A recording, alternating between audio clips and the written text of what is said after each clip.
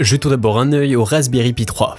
Prenez cette boîte, ouvrez-la, à l'intérieur il y a un petit sachet antistatique. Ouvrez-le et à l'intérieur vous trouverez ce petit circuit imprimé vert. C'est ça, un ordinateur Raspberry Pi. Il s'agit bien d'un ordinateur complet. Si vous n'en avez jamais vu auparavant, imaginez un boîtier de PC vide avec ceci à l'intérieur. Ce n'est pas un périphérique USB que vous branchez sur votre ordinateur pour le faire fonctionner. C'est un ordinateur à part entière. On va le regarder de plus près. Ici, vous avez le port de sortie vidéo HDMI. Ici, le port Ethernet. Là, les 4 ports USB pour brancher le clavier et la souris. Ici, le connecteur GPIO qui sert de port entrée-sortie. Vous avez le connecteur de la caméra ici et un connecteur d'affichage ici, qui ne sert en réalité qu'à brancher l'un de nos périphériques d'affichage. L'alimentation se branche sur cette partie prise micro USB située à cette extrémité. C'est un ordinateur entièrement autonome. Pour commencer, nous avons besoin de la carte SD. C'est comme un disque dur. Ouvrez le sachet. Ceci est un adaptateur SD complet, doté d'une fente pour carte micro SD.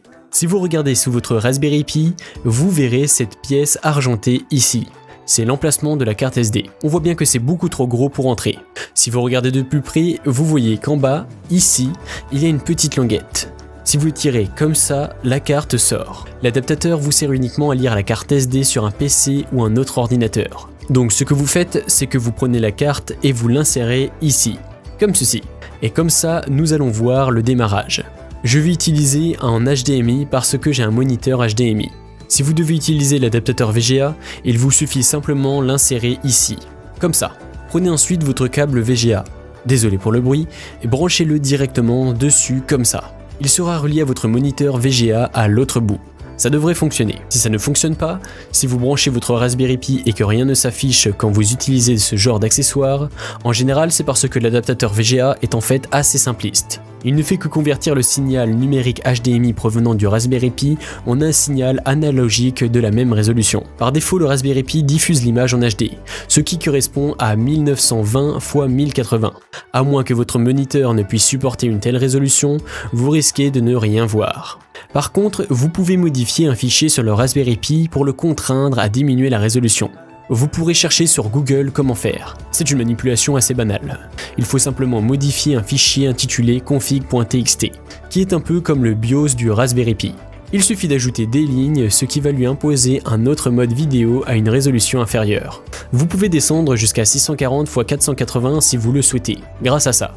Pour l'instant, je vais utiliser l'HDMI parce que c'est plus simple. Tout d'abord, branchez le câble HDMI ici. Ensuite, passez derrière le moniteur. Désolé si la caméra bouge un peu.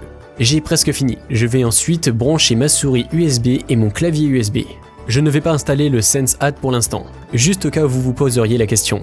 Je ne vais pas le faire tout de suite. Je ne vais pas non plus utiliser le module caméra. Voilà, c'est tout est branché. Je suis prêt à le démarrer.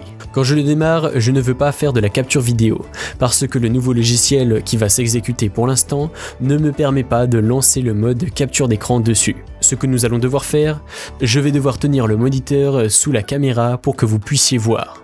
Lorsque vous le branchez et que vous allumez le moniteur, vous devriez voir quelque chose comme ceci. Voilà, un Raspberry Pi apparaît. Vous allez ensuite voir différents logos. Vous verrez dans quelques secondes. Ensuite, vous verrez différentes images apparaître. Voici le logo d'Astro-Pi. C'est ce que vous verrez quand vous l'allumerez pour la première fois. Vous ne le verrez pas à chaque fois. C'est comme quand vous installez le système d'exploitation sur un PC tout neuf. Nous n'allons pas tout regarder.